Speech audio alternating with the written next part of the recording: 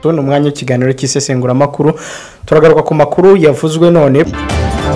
Kongo rero ibyo ngibyo nibwira ko ihita ibona ikarita zacu twasicanze neza wa mwenda wera w'u Rwanda twawuhi. Izo contre offensive urimo kuvuga ku gusubirana inyuma ingabo z'u Burusiya. Byukuri urebye agatuza ka Ukraine nubwo washyiramo NATO ugashyiramo n'iki kuva kuwa mbere kugeza kuwa gatanu kuri Primo Media Rwanda. Benshi mu baciye batanga ubuhamya. Nari mfite ikibazo cyo kubura urubyaro kubera ikibazo cy'imisemburo mike nari mfite, naje kugana ivuriro Everlife riramfasha, ubu nanjye mfite umwana. Mu ivuriro Everlife nayivurije ibibazo by'umwijima n'iby'amabanga y'abashakanye. Mwabyiyumviye ni ivuriro Everlife rikorera Nyabugogo ku mashyirahamwe rimaze kuba ubukombe mu Rwanda no hanze yarwo mu kuvura indwara bakoresheje imiti y'ibimera kandi itunganyijwe neza mu buryo bw'ibinini, poudre cyangwa liquide. Hari abadogiteri batandukanye bagufasha kandi cyiza nuko aho waba uherereye hose ku isi imiti yakugeraho, cyane ko bakorana na DHL. Mu ndwara bavura twavugamo nk'iz'imyororokere zose, kurangiza vuba no kubura ubushake, indwara zifata abadamu zose, igwingira ry'igitsina, indwara nk'umwijima, diabete, amara, igifu, asima. Abifuza kuva ku biyobyabwenge nabo barabafasha. Ku bindi bisobanuro wahamagara cyangwa ukandikira muganga kuri 0788 Everlife, icyizere cy'ubuzima.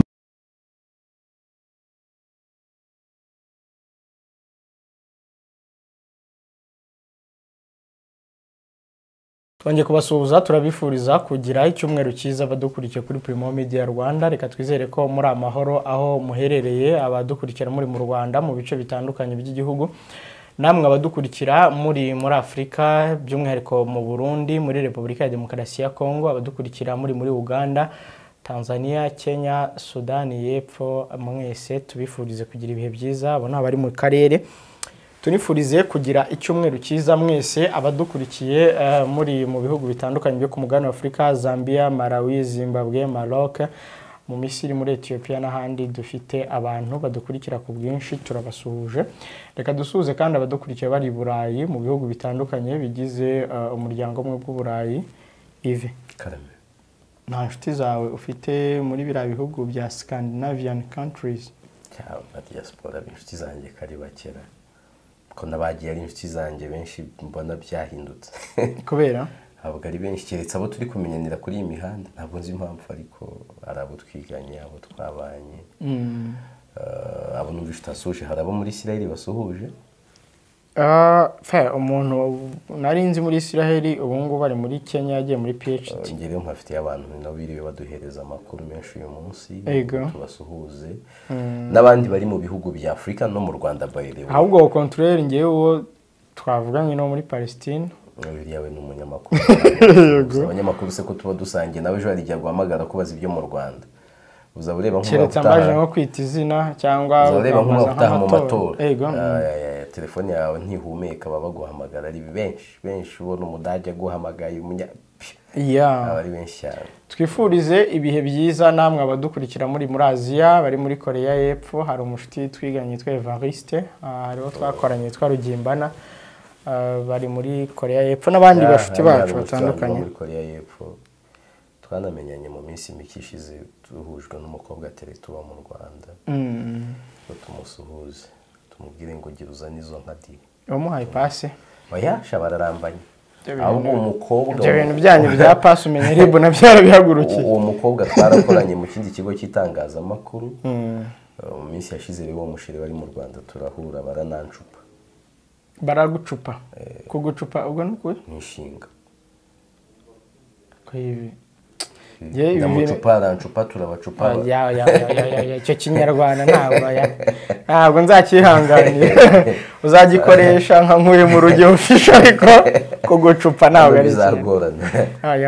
No kugusengerera, imfura irasengerera nticupa. Ngewe arancupye ndi bucura. Anyways, tubifuriza kugira icyumweru cyiza. Tuje mu isesengura makuru rya none, mu makuru yaranze icyumweru. Ntabwo ari inkuru nyinshi dufite, hari inkuru twagiye tubagezaho mu isesengura makuru. Abakurikiye Repubulika ya Demokarasi ya Kongo muri cyumweru dusoza, mwagiye mwumva za Kicanga, mwumva amakuru za Kirorirwe, mwumva mu bice bitandukanye na za Nturo. Turabigaruka ariko mu buryo buri naro butoya butari uburyo bunini kuko twabigarutseho cyane muri iki cyumweru dusoza. Muraza kandi kumva kuri iyi conflict cyangwa se kuri iyi ntambara ya Palestine na Israel, twayigarutseho mu kanya katambutse, ariko kandi turaza kugerageza turebe niba twabona n'abandi bantu basobanukiwe by'iriya ntambara kugira ngo baze kuyigarukaho. Intambara yahereye kera mu by'ukuri, imyaka 75 irashize kuva muri za 48 abantu bagenda bayivuga, aho abatangiye gukurikirana amateka ya vuba bayiziye, ariko hari n'abavuga ko na mbere yaho yari iriho. Turaza kandi no kugaruka kuri guverineri w'inkuru y'u Burundi wirukanwe mu nshingano akaba yasimbujwe undi. Turaza kugaruka hano mu Rwanda turebe mu by'ukuri ni ikintu abantu bibaza bati ninde uzasimbura Perezida wa Repubulika y'u Rwanda Paul Kagame, ariko nawe mu bihe bitandukanye yagiye abikomoza haba muri Kongere ya RPF ndetse anabikomozaho mu bihe bitandukanye, abashoramari bamubaza mpuzamahanga. Reka duhere kuri conflict ya Israel na Palestine. Ngira ngo urumwe mu bantu mu minsi yashize ari no mpamvu nubahirije icyifuzo cyawe, bansabye kuvuga iki kiganiro tugihereye inyuma. So none nabitekerezaga mu nyugu z'abadukurikira. Yego. Hari abantu bijyanye n'amamega make abafite cyangwa se umwanya muto, usanga atajya agira amahirwe yo kurangiza ikiganiro twakoze. Rimwe na rimwe ugasanga yabonye igice kimwe cy'amakuru twavuze mu Rwanda cyangwa yanayabonye yose, ariko hanze y'u Rwanda ntazi ngo tuhavuga iki, tuhavuga ibihe. Tuti umunsi umwe tuzagire gutya, banza no gusabye hari ibiganiro 4 nimba atari 6 mu kwezi, ntabwo nibuka tujye duhira. Wansabye 4. Ikiro ni icyambere. Intambara ya Israel na Palestine ni intambara tuzagenda tugaruka mu bihe bitandukanye, ariko duhereye aho bihagaze kuri ubu ngubu Yves. Ku munsi w'ejo abanya-Israel batunguwe no kumva babyukiye ku marokete maremare, batungurwa no kumva Hamas yageze mu mijyi imwe n'imwe ya Israel. Ibi bintu biracyakomeje gutera urujijo. Biracyateye urujijo, ni nabyo ari intambara ubwo tunibutsa abantu kirakomeje nubwo itari ku muvuduko yari hejo. Igituma bitera urujijo ni Israel izwi nk'igihugu gifite ubwirinzi bukomeye. Yego. Kikongeraho inzego z'ubutasi ziremeye. Icya kabiri, muri menace hamwe uvuga ngo this is a danger, ziba ziteye ubwoba Israel. Ya mbere ni Palestine, bisobanuye ngo ni naho ubwirinzi buba bugomba kuba kondanse. Ejo twagiye tubona kubabashije kubona amavideo yerekana uburyo Hamas yabashije kwinjira muri Israel. Ku ruhande rumwe bakoresheje amaburuduza cyangwa se amatingatinga bamena uruzitiro ruhari, babanje kohereza amaroketi agenda hejuru. Nyuma haza amaburuduza, none abantu barinjira neza abaturage. Ni mpamvu bavuga ko bashimusa abantu benshi barimo n'abana. Abantu bakibaza ngo what happened? Ni Israel ifite Iron Dome, bwa buryo bwo kurinda ikirere ibihugu byinshi ku isi birota ariko bidafite. Ni Israel ifite Mossad n'izindi nzego z'ubutasi zakabaye zibahereza ayo makuru en avance. Ni Israel ifite igisirikare gikomeye kandi kirinze ya mipaka. Ibi bintu byashobotse gute ko Hamas ibasha kubinjirira byoroshye gutya? Bamwe bakavuga ngo byateguranwe ibanga rikomeye cyane, ariko abandi bakavuga ngo ni umukino wabaye ushobora kuba ari shift y'intambara ya Ukraine ituganisha hariya. Israel ikaba yarabiretse bikaba kuri oda ya bapare bayo bo muri Amerika, kugira ngo noneho hagira ibiba birangaza abantu, noneho Amerika itsindwe neza mu ntambara ya Ukraine. Ubona ko itari kuyibera. Twagiye dukora ibiganiro bitandukanye n'amakuru atandukanye, ariko reka twifashishe ku murongo wa telefone Jobson Mike, ni umwe mu bantu badukurikira kandi uhugukiwe cyane bibera mu burasirazuba bwo hagati. Jobson Mike, uraho neza? Mwiriwe neza kandi muraho bwana Kanijoro. Ndi kumwe na Yves Nkuye mu ruge. Yego. Twarimo twibaza ibi bintu bya Israel na Palestine, uburyo byoroshye ko Hamas ishobora kwinjira mu buryo bworoshye mu gihugu cya Israel n'ubwirinzi Israel ifite. Hanyuma abantu bakibaza batese ni Israel yigabyeho biriya bitero mu nyungu za Amerika yo kugira ngo yibagize abantu intambara irimo irarwanamo n'Uburusiya muri Ukraine, cyangwa byagenze bite mu by'ukuri kugira ngo Hamas ibashe kwinjira muri Israel mu gihugu gifite ubutasi nka buriya n'inzego zishinzwe kukirinda kuriya? murakoze cyane ndasuhuza na Yves n'abakurikiye ibiganiro byanyu hanyuma wenda mise nihuta nkajya ku ngingo umbajijeho sinzi niba urimo kunyumva neza kuri turakumva cyane rwose nta kibazo kandi nijabo iyi ni intambara mu by'ukuri itarimo intambara isanzwe ubu ni intambara ya umuntu yawita intelligence intelligence rero intelligence no kuba yakije intelligence ni intambara y'ubutasi bamwe y'ubutasi aho bamwe babitinga abandi bakabasha kubatungura nk'uko byagenze kuri uyu munsi icyambere nabanza gukuraho ku giti cyanjye no kuri za sources zitandukanye links nyinshi kandi ukurikije na background ya kino kibazo kimeze ni yuko Israel ntago iri muri position yo kwikorera kwirasaho kugera kuri iyi level icyambere political career ya Netanyahu ijemo agatotsi gakomeye cyane ku buryo ashobora kurangiza kariya ye nabi nta kintu na kimwe yakora niyo yagenda agasenya Palestina nk'uko yavugaga akayigeza kuri Stone Age Gaza akayisenya akayivanaho n'abakabimura akahafata ntago ashobora guhanagura defete yagize uyu munsi icya kabiri ko icyo uvuga ko Israel idashobora kwirasaho mu nyungu zayo nta nyungu yaba ari ya finance yaba ari izina yaba ari political gains umuntu yakwikoraho igikorwa nk'icyabayeho uyu munsi nka Israel ababivuga barabishingira ku kuba Netanyahu ari prime minister wa Israel wongeye kugaruka mu gihe ari umuntu tuzi ko rero avuye kuri uwo mwanya yarashinjwe ibyaha bijyanye na ruswa n'ibindi akaba yabikora wenda agira ngo aze nk'umutabazi yego agaragara ntabwo bishoboka kuko uyu munsi failure ya Mossad failure ya Netanyahu umuntu ukuriye kandi muzwiho kuri profile ya Netanyahu ko ari umuntu Israel ikunze kubikesha umutekano wayo n'ejo bundi rero abahaye ikizere ababwira ko mu bintu abijeje ari umutekano wabo ntabwo rero kwerekana ko hariho threat agakoresha wenda Hamas cyangwa uburyo yakoresha uko ariko bwose kugira ngo ahungabanye umutekano bityo we azawure pare ateza igisebo kuri security setup ya Israel isanzwe izwiho ubudahangara ntabwo bishoboka ntabwo babishyira ku munzani ngo bingane icya kabiri waruvuze icya kabiri rero uburyo abantu bibaza baheraho bavuga ngo invincibility kuba Israel ari igihugu kidahangarwa rwose abantu bavuga ko ari nk'ijana ku ijana uyu munsi bakaba habonetsemo loophole yego abo ba komando b'abanya Palestina bagezeho gutaho bakora combined cyangwa attack zinazira zitunguranye kandi zihuriho kandi zirimo ubuhanga bukomeye ari ikintu kimwe nshaka kubabwira ntabwo igihugu nka Iran cyafata risk yo kudekarara kivuga ngo nibyo turimo kuvugana dushyigikiye kandi turarwanirira Hamas ngo gifate iyo riske kitazi neza ko ibyabaye aricyo cyabikoze cyangwa cyabigizemo uruhare kandi kiteguye na consequences donc no kuba ngo mu yandi magambo Iran iri inyuma y'ibyabaye iri inyuma 100% kuko umuvugizi wa Ayatollah Khamenei yabivuze neza avuga ko kiriya gikorwa ari igikorwa cyiza gifite impamvu yacyo ndetse n'ubuyobozi bwose na parliament ya Iran yabyemeje ndetse na Hezbollah ivuga ko irimo kubikurikirana kandi irimo kuvugana na bariya abanyapalestina bari Hamas na iriya brigade ko barimo gukora coordination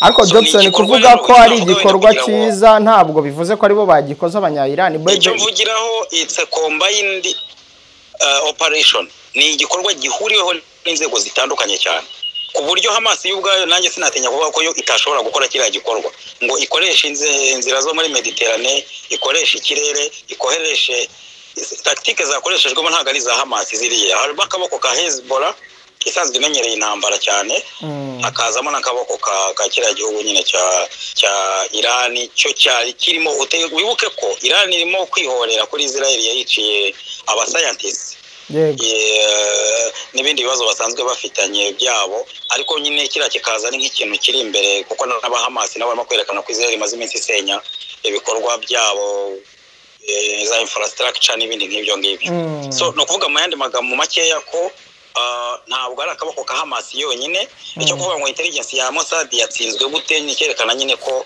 byose birashoboka sinzi niba rero wenda nabansubije ikibazo cyawe hanyuma kugeza ubu ngubu urabona escalation ikwirakwira ry'iyi ntambara mu karere no ku rwego mpuzamahanga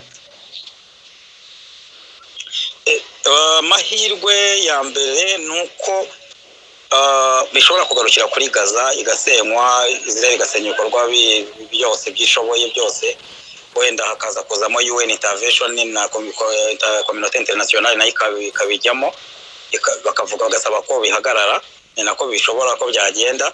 Escalation yonyine yatuma hariya umuriro waka urengeje ndetse ukaba wanarenga control, nuko habaho igikorwa cyo gustrikinga Iran cyangwa kuyirasaho cyangwa kugira ibikorwa military actions bakora. Nicyo cyonyine cyatuma hari umuriro waka urengeje wo turimo kubona. Ni kimwe mu byo ababikurikirana bavuga bati Israel ishobora kuburasa Gaza ikarasa Palestina ariko igamije mu by'ukuri Iran. Urabona bishoboka? Ntabwo Israel none iri muri position yo kurasana na Iran mu buryo bweruye. Niyo mpamvu ubona na Iran bivuga ko ari iyo yabigizemo ishi supporting Hezbollah. Ko umuvugizi wa Hamas yavuze ku mugaragaro ko ngo iriya bikorwa byabaye muri Israel yari ifite Iran backup, yari backed by Iran. Sinzi rero babihakana uko baba babivuga. Na Iran ikaba yemeza ko iriya bikorwa byari bikwiriye. Ntabwo muri biriya bintu Hamas yabikora yonyine, ariko ibi intambara ya escalating ikarenga urwego runini ari uko habayeho intambara hagati ya Israel na Iran. Arabavuga ko byose byo byaba biremanage. Yego, aravuga ko ari akandi ga strategic Amerika ko kugira ngo irangaze ko intambara yayo n'Uburusiya muri Ukraine irimo irayitsindwa nyuma y'uko ibyayo n'Ubushinwa muri Taiwan byanze, hanyuma ikazana utuntu twa Azerbaijan na Armenia. Akavuga ati n'ibyo kugira ngo irangaze igaragaze ko mu by'ukuri itayitsinzwe, ihita iva yigende abantu batamenye ngo Amerika yatsindiwe muri Ukraine cyangwa ntiyatsinzwe. Byo hari aho bihuriye. Iyo piramide wayicurika ahubwo ukavuga ko ari ari imwe muri weakness cyangwa faiblesse cyangwa intege nkeya zirimo gukomeza kujya kuri iriya axe y'aba westerners. Bivuze ngo namuzo wenda bakora nka za sabotage nka zira bafite nabo analysis zirenze mu mibare y'abakoze iri incursion. Bishobora byari birimo bareba aho Amerika igeze muri Ukraine naho igeze muri Taiwan ku buryo ba profit icyo kintu ubwo bagicapture bagihereyeho, bituma babasha gukora biriya kuko bazi neza ko Amerika iri muri faiblesse. Niko mbibona. Gibson Mike, sinzi niba hari ikintu wongeraho mbere yuko dusoza. Icyo nakongeraho nuko twebwe nk'abari kubirebera kure twasaba ko amahoro yabaho, kuko iriya nzira muzi neza ko inyuramo Iran iramutse irwanye igize ikibazo cyaricyo cyose, iriya nzira ya Hormuz ikaba yafungwa, muzi ko inyuramo 40% by'ibikomoka kuri peteroli byo ku isi hose. Urumva rero anytime muzi nibazo twari dufite wongera nkuko mwakomeje no kubivuga mu biganiro n'amakuru bitandukanye, cyaba ari ikibazo, cyaba ari inkovu yiyongera ku gisebe cyari gihari, cyangwa ukaba ari ugukomeretsa inkovu already. Urakoze cyane. Sawa, murakoze namwe. Ive, ngira ngo Gibson Mike wamwumvise nubwo yararimo atubwira ibijyanye n'iki kintu twatangiye duvugaho, iyi ntambara ya Palestine na Israel kugera muri Iran biragoye. Israel nayo amakuru yuko ari Iran biri inyuma ntabwiye yobewe de we nabikubwiraga ejo, ariko gutinyuka kujya kuri Iran uyu munsi no kwirahuriraho umuriro utazima. Iran ni igihugu kimaranye igihe akajinya n'akajinyori, ndetse yaba Ayatollah yaba Khamenei yaba abandi bategetsi bakomeye bose bayoboye Iran bamaze igihe barakariye Israel na pare wayo Leta Zunze Ubumwe za Amerika. By'umwihariko nyuma y'urupfu rwa General Qasem Soleimani wiciwe na Amerika muri Iraq ku kibuga cy'indege muri Iraq burya n'umunya Iran ariko wiciwe muri Iraq. Nyuma yaho Israel yagiye igaba utundi dutero shuma ku nganda z'abanya Iran no kubangiriza ikoranabuhanga n'abantu bamwe na bamwe babikoresheje ikoranabuhanga. Ubona ko the way uyu muvandimwe abivuze ntabwo ari ibintu abantu bibatunguye kubikora bo ubwabo, ahubwo batayiminze neza kuri muri bwa buryo twabibonye byo kuba good timing, the art of timing. Israel rero gutinyuka ikaba yavuga ngo muri vengeance yayo irageza no kuri Iran, ntabwo yabihamagaye Iran gusa muri uyu muriro, yabihamagaye Leta Zunze Ubumwe z'Abarabu, yabihamagaye Qatar, Arabia Saudite, yabihamagaye Arabia Saudite. The other side yaba yitandukanyije n'Uburusiya. Buri Burusiya nunareba muri no konfuri ya Ukraine hari uburyo Israel yagiye igenda bigura intege. Uzi impamvu? Nuko Uburusiya bufite ikiganza mu buhangange bwa Israel nubwo Israel yaje kunywana na Amerika kurusha Abarusiya. Le fondateur cyangwa se ufatwa nka founder wa Israel ni produit y'Uburusiya. Nibyo afite amaraso y'Abayahudi yavukiye no muri Polonye ariko ni product y'Abarusiya. Icyo ni igihango rero kitava gutyo. Ariko bijyanye n'umubano Iran ifitanye n'Uburusiya uyu munsi, bijyanye n'uburyo Iran yatabaye Amerika Uburusiya muri Ukraine yitanabihisha, ari amadrone y'amakamikazi yatabaye drone zavaga muri Turukiya zimereye nabi ingabo z'Abarusiya na amadrone y'amanya Iran. Israel ikoze iyo ereri yaba yaguye intambara cyane ku rwego yazamo ibihugu byinshi cyane. Igishoboka rero Israel iraza gukoresha ingufu nyinshi z'umurengera mu kubabaza Palestine. Nibiza gukunda Palestine ishobora guhanyanyaza ariko mbona bitamara igihe noneho habimiriye inama nyinshi ngira ngo uyu munsi urabizi kwateganyijwe inama ya UN Security Council ntabwo nakurikiranye ndebe nimba yabaye ariko bahise bayikonfininga ngo barebe ko bagira ibyo baganira. Ni inama ntakunda kubona ifite umumaro, usanga ni inama ifite permanent members 5 hakiyongera abandi 10 bimbura mu maro harimo n'Abafrika babiri babaringa no kubahamagara bakaza bagafata imyanzuro ya Amerika n'abasheri bayo bikaba bibaye imfabusa. Igihe hari no ntambara ntabwo nyibona iramba, sinyibona itinda, gusaza komeza habeho udutero duto nk'ibisanzwe duherekeza ibi biremereye tuza gufesinga muri iki cyumweru. Nyuma habeho kuganira no kuba ibintu bituje hakurikira process yo kwiyubaka izasimburwa n'indi ntambara. Gutyo niko bizagenda, ni ibintu birambye cyane kandi as long as ikibazo nyamukuru kidakemuka tuzakomeza tubibone gutya. Reka tugaruke gato mu Burundi, ni hamwe mo twavuze turi bugarukeho nanone. Mu Burundi umuyobozi wa banki nkuru y'u Burundi yirukanywe ku nshingano ze nyuma y'igihe gito. Perezida Evariste Ndayishimiye yatangaje ko hari abagwizatunga mu Burundi bafashe mu minwe yabo amatungo y'igihugu. Ngerageje gukoresha amagambo y'Ikirundi, bafashe bugwate ubukungu bw'igihugu basi. Ntabwo mbyita no kwirukanwa gusa ahubwo amakuru harashobora no kuba yamaze no gutabwa muri yombi. Tubanze tubwira abantu ko uyu wari umukuru wa banki nkuru y'igihugu BRB yitwa Dieudonné Murengerantwari ku munsi w'ejo nibwo yavanyweho, akaba agomba kuba asimbuwe by'agateganyo na Edouard Norma Bigendako. Ubundi abakozi ba banki bari babwiwe yuko uyu nguyu agomba kumusimbura kuwa mbere aribwo bazamenya uza kumukorera mu ngata. Amakuru avuga ko yari amaze iminsi afitanye amakope n'abandi bantu bakomeye mu butegetsi, harimo n'abatarebana neza na General Neva uyoboye u Burundi, ariko kimwe mu bimuhuse hari ubucuruzi ngo bwabaringa muri aka karere bw'amadolari. Rero nawe yagiye yijandika mu bucuruzi bw'idolari n'abandi bantu ngo ibintu byagiye bihutaza cyane ifaranga ry'u Burundi. Bikaba biri mu bimuhuse, bamwe bagerageje no kubihuza n'amaferi y'abandi bakomeye n'izi mpinduka zindi zimaze iminsi mu Burundi kubera uriya mwuka wikanzwe wa coup d'etat mubano n'Ababunyoni. Ariko igihari nubwo bucuruzi amakuru kandi ava rwose muri banki nkuru y'u Burundi. Mu minsi yashize nari nimo nganira n'inshuti yanjye irimo imbwira uburyo banki nkuru y'u Rwanda BNR yari irimo ikora umukwabo hano mu mujyi. Barimo bashaka abantu bakora ubucuruzi mu maforex biro mu buryo budakurikije amategeko, barimo bagenda babahana banabafunga. Iki kintu cy'idolari mu gihe kitakwitonderwa kiraza gusiga ubukungu bw'ibihugu byacu bugurumanye.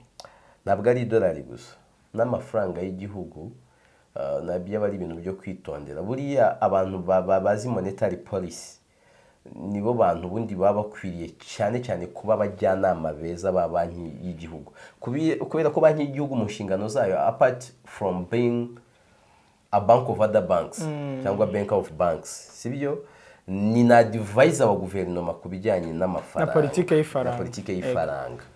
Ishobora n'ubundi no gufasha mu kongera amafaranga muri system monetaire cyangwa se kuyagabanyamo. Rero iyo hatangiye kuzamo iryo nakita isoko ry'umwijima, black market muri circulation y'amafaranga, abantu bamwe bagaholdinga amafaranga, ugasanga hari amafaranga atari muri banki ahishwe mu mitamenwa y'abantu runaka, rimwe na rimwe ugasanga amafaranga mpuzamahanga ariko competing ifaranga ry'igihugu bigatuma ayo mafaranga akagira supply nini over y'amafaranga ari lokale. Ni nabyo bitangiye kwimaginga hano mu Rwanda aho usanga kujya gukodesha muri chic muri za mike no muri izi nyubako no urugero ntanze muri izi nyubako zanyu mwazamuye mu mujyi we n'abagenzi bawe usanga kumodesha kuri metero kare ariko ukanyaka mu madolari izi n'amapartement yubatse zahiye none utu duce twegereye imipaka y'u Rwanda na Repubulika ya Demokarasi ya Kongo za Rusizi za Rubavu ni ikimenyetso cy'ubusirimu ni ikimenyetso cy'ubukire ku buryo umuntu ashobora kuzashiduka ifaranga ry'u Rwanda imbere y'idolari n'abaturage baratangiye kumenyera ko nta kibuze kimwe no muri Repubulika ya Demokarasi ya Kongo aho biremewe n'itegeko nshinga ryabo gukoresha idolari n'ifaranga ry'igihugu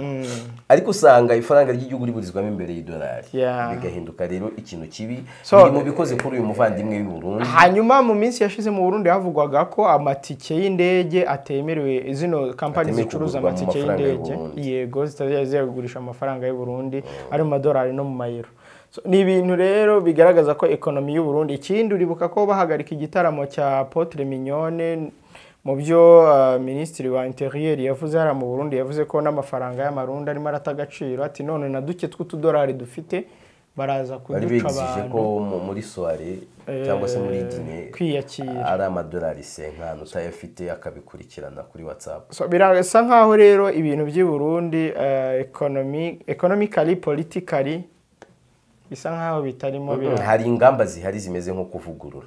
Bamaze iminsi bari gucishaho umweyo na fimbo barebe yuko ibyiswe igerageza ryo guhirika ubutegetsi byava mu nzira abantu bakavuga yuko iyo suku itaragerwaho 100% ariko ubwo n'undi wese uri mu nzira zibangamira icyo system ishaka nawe bagomba kumuhuha cyangwa kumuhutaza warahitamo kuva mu nzira bakimuhuha cyangwa hatinde bamugonge.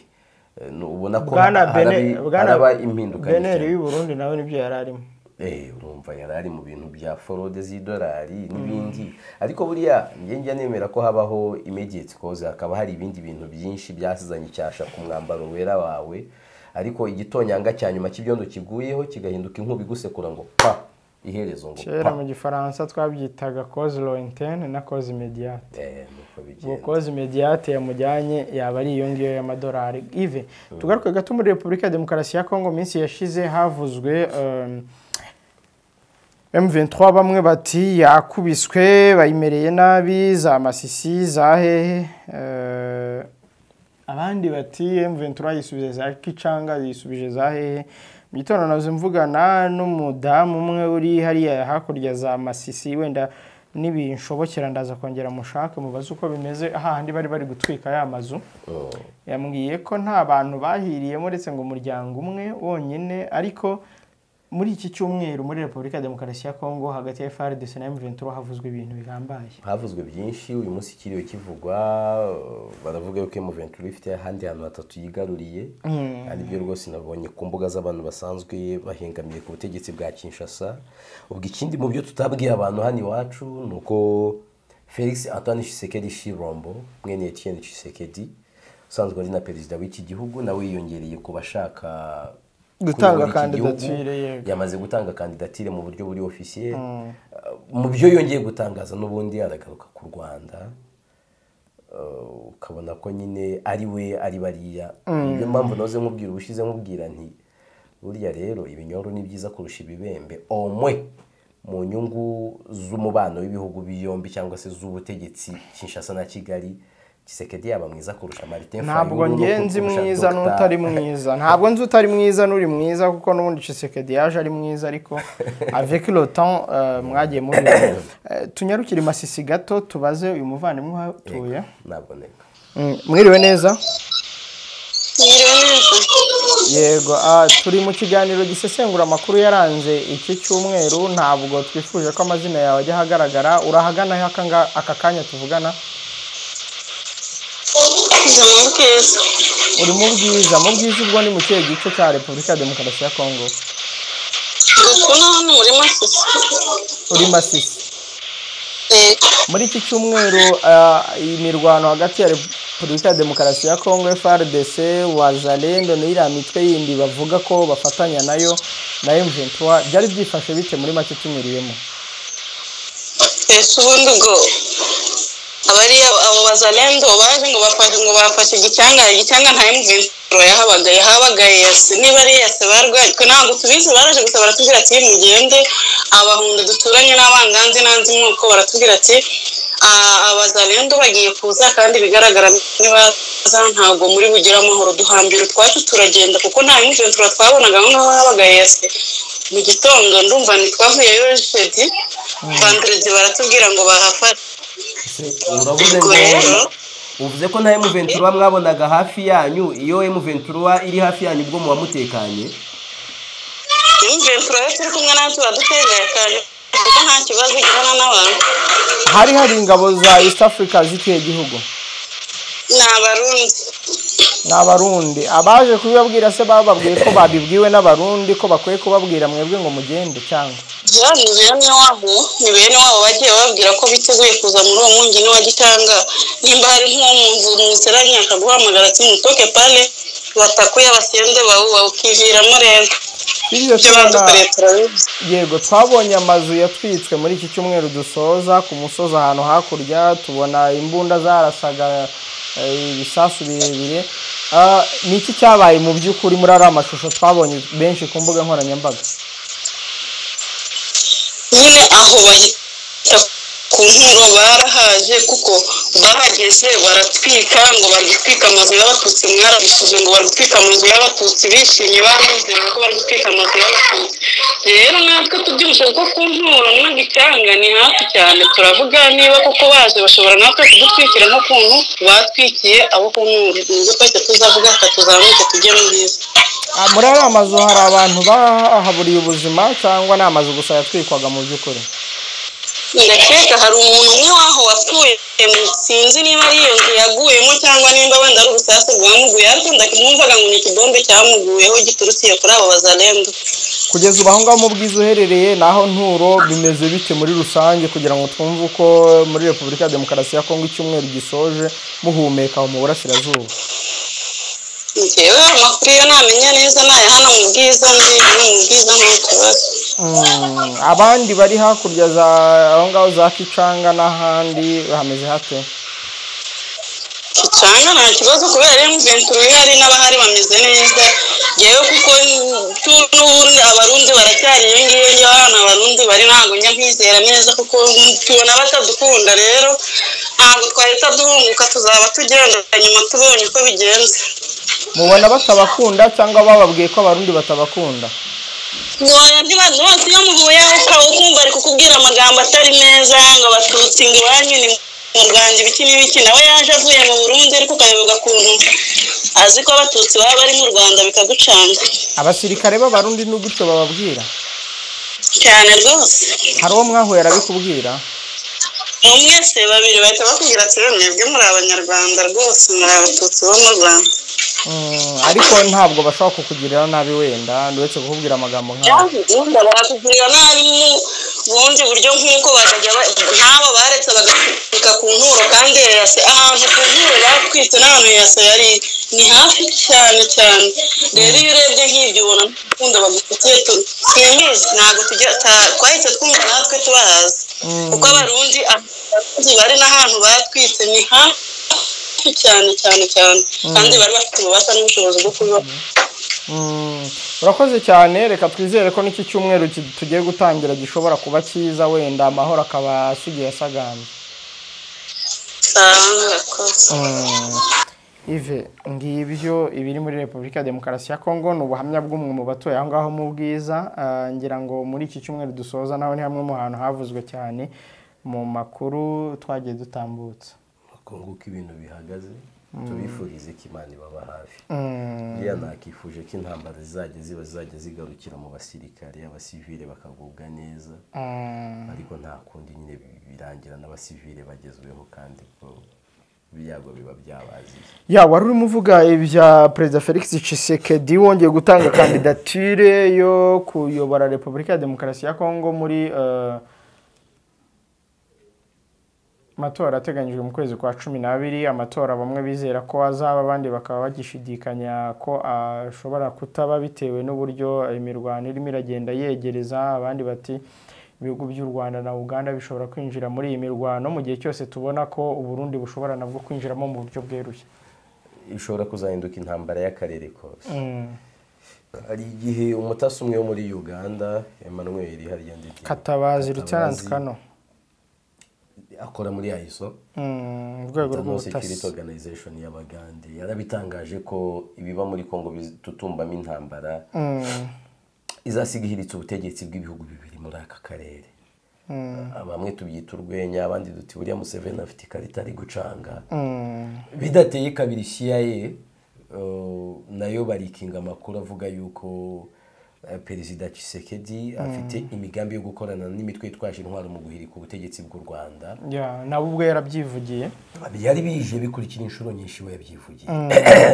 Abantu baranyihanganirijwe kwanga ibyo byose wareba umwuka uhari cyangwa se klima politique iri hariya bikakwereka ko nta kabuza hari ibigomba kuba ubwo abantu it is a matter of time imbere y'amatora cyangwa ni nyuma yayo. Ariko biragaragara ko hatutumba ikintu gikomeye kandi kizagira ingaruka ku karere kose ukurikije uburyo ibihugu byinshi bituranye na Kongo buri kimwe gifite intere zihariye cyangwa bimwe bifite intere bihuriyeho muri aya makimbirane yo muri Kongo Kinshasa. Ive reka dusoza tugaruke hano mu Rwanda Perezida wa Repubulika y'u Rwanda Paul Kagame yatangaje byinshi ku bijyanye n'ushobora kumusimbura ku butegetsi. Ibiheruka ni mu kiganiro yagiranaga na Al Jazeera yagarutse cyane kuri coup d'etat zimaze iminsi muri Afurika ariko anakomoza ku kijyanye n'uzamusimbura ku butegetsi yavuga ko igihe nikigera igihe gikwiye hazaboneka uzansimbura hazaboneka umuntu umusimbura ku butegetsi. Twigeze kubikomoza dutangira ikiganiro mvuga ngo icyo gusimbura Perezida Kagame ku butegetsi mu Rwanda gishobora kuba atari ikintu kibazwa n'abanyarwanda gusa nawe ubwakibaza kabone naho ashobora kuba umwe mu bagifitiye igisubizo ufite urufunguzo rw'uko bizagenda ariko n'abanyamahanga barabyibaza. Abanyarwanda bashobora kwibaza bati ninde uzasimbura Perezida Kagame bigashingira kuri impact yagize mu gihe amaze ku butegetsi. Igihugu yagisanze ku bipfukamiro cyangwa se ku mavi ukavuga ngo igihugu nk'u Rwanda cyari kimaze kubamo jenoside yakorewe abatutsi yahitanye ubuzima bw'abasaga miliyoni mu minsi 100 gusa kirazamuka muri iyi minsi ukabona aho kigeze ntabwo ngiye mpita kure ariko ko biri haratanga ikizere. Abantu bakibaza ngo ninde wundi bigashingira ku mateka y'u Rwanda kureba ngo kuva mu ngoma za nyuma za cyami Repubulika ya mbere ya kabiri n'iyindi ya gatatu ibintu byari ibibazo bikomeye cyane kuko niyo Repubulika imaze imyaka myinshi abantu icyo kintu bajye bakimenya. Nawe ubwe yakunze kubigarukaho cyane. Nibuka ko mbere ya 2015 abantu bahindura itegeko nshinga yigeze kuvuga ko rwose bishoboka cyane kuba bijyanye n'imiyoborere myiza ihari ko umuntu yategura uzamusimbura. Abanyarwanda 2015 baramusaba batari ko wakomeza. Hari n'indirimbo byavuzwe yuko ari cyo yamusabaga ya Dani Vumbi wigenda ubu nibwo tugushaka pana papa. Ibyo biraba no mu matora natsinda kuri marge nini kurenza uko byagenze mu matora yandi yabanje ubaze 2-3 ukabara 2010 ya 2017 yatsinze kuri marge nini kurenza yo abiri yandi yari yabanje.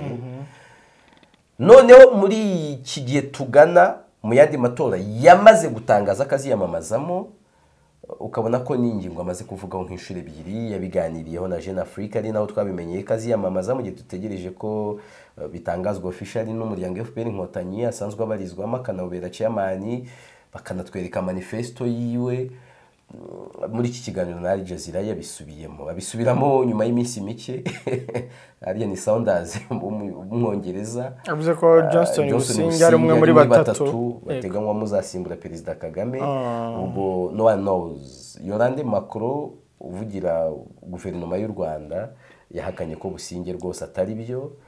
Ubwo abantu bamwe ndabizi baba bari kugenda batera intambwe mugani wawe na Karegeya ni intambwe hari metero bareba niba ninde ni Busingye koko ni Louise Mushiki wabo ninde babazengurutsa amazina menshi ariko nge ntekereza ko politiki ya Afurika uburyo isigaye imeze hari igihe utungurwa ku munota wa nyuma ukabona haje umuntu mutatekerezaga kandi ukabona birakunze.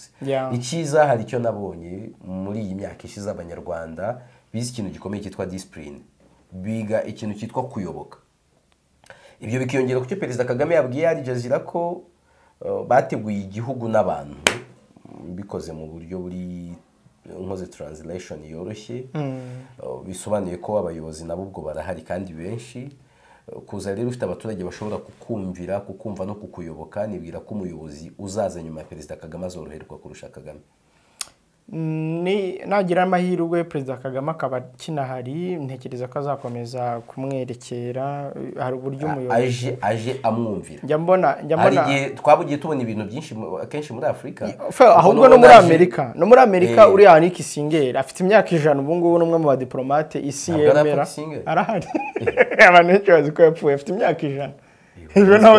Ejo naze ndeba uburyo nyine yagiye agira inama bano banyamerika mu bijyanye na intambara ya Ukraine nako n'intambara y'Uburusiya na Amerika muri Ukraine bakabisuzugura, ariko ibiri kuvamo abantu bamwe bazagenda babibona. Hari igihe umuntu nk'uriya baravuye ku butegetsi abagihari yakugira inama umugani n'ibyo warutangiye uvuga uti nagira amahirwe akajyaho agashobora kuko twagiye tunabona abategetsi muri Afurika aza rwose nta kibazo yarafitanye n'uwasimbuye ariko akamuhinduka. Twarabibonye muri Angola, twarabibonye muri Afurika y'Epfo, twarabibonye muri Congo, bigahinduka. Bibaye amahirwe agasimburwa n'umuntu umwumva, aba ari byiza. Ari igihe amwereka ati aho imbere hari amahwa ntukandagiremo n'ibirenge bidakwese, cyangwa akamubwira ati aho have haranyerera, hari yakunda birakunda, kina birakinika, akaba yamuhereza amakope mazima ashingiye no kuri experience nawe abafite. Ubwo tukabwira abantu ntiwanamenya mugani igihe nikigera ngo nikihe. Uyu munsi amatora ategerejwe umwaka utaha, kandi birira yikiriko n'undi azayatsinda dukurikije ibyatambutse mu nshuro 3 amaze kwiyamamaza. Ubwayo ngaya azaba manda y'iyo myaka 5 izashira imyaka 70 yuzuye. Umunsi muri Afurika dufite abandi bafite imyaka za 90. Byanashoboka ko azaba kiri fit yanayobora n'iyindi 5 kazavamo 23 z'ukwa 10 azuza imyaka 50 66 nuko 2024 ku itariki nk'iyo tuvuze azaba afite 37. Yego, aribwo wenda amaze gutorerwa manda ishira afite 72. Ego agifite ingufu zo kuba yayobora 5 ndakwereka ko hari abandi bafite za 80 ba Paul Biya mushiti wabo bafite 90 ba Museveni banza bari muri ibyo byiciro nabandi. Bizaterwa no gushaka kwe, bizanaterwa no gushaka ko abanyarwanda, na cyane ko akenshi yagiye yerekana ko biba atari ibyemezo bishingiye kuri we ku giti cye nk'umuntu, bishingira ku mpamvu nyinshi zitandukanye zirimo n'amahitamo y'abayoborwa. That is it. Reka dusoreza ahangaha, tubashimire cyane kuba twari kumwe mu isesenguramakuru rya none. Turi ku cyumweru ku itariki ya 8 z'ukwezi kwa 10 kwa 2023. Ikiganiro isesenguramakuru naho ku munsi w'ejo, ariko ku cyumweru turebera hamwe imwe mu nkuru cyangwa zimwe mu nkuru z'ingenzi zaranze iki cyumweru dusoza. Yves wakoze cyane. Wakoze cyane Jabo. Wakoze namwe abadukurikiye, turi kumwe, bye.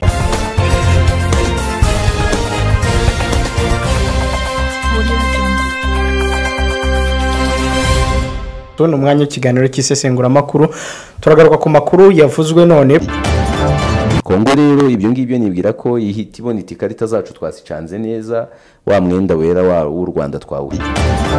Izo contre-offensive irimo kuvuga ku gusubirana inyuma ingabo z'Uburusiya. Cyukuri urebye agatuza ka Ukraine nubwo washyiramo NATO ugashyiramo n'iki kuva kuwa mbere kugeza kuwa 5 kuri Primo Media Rwanda.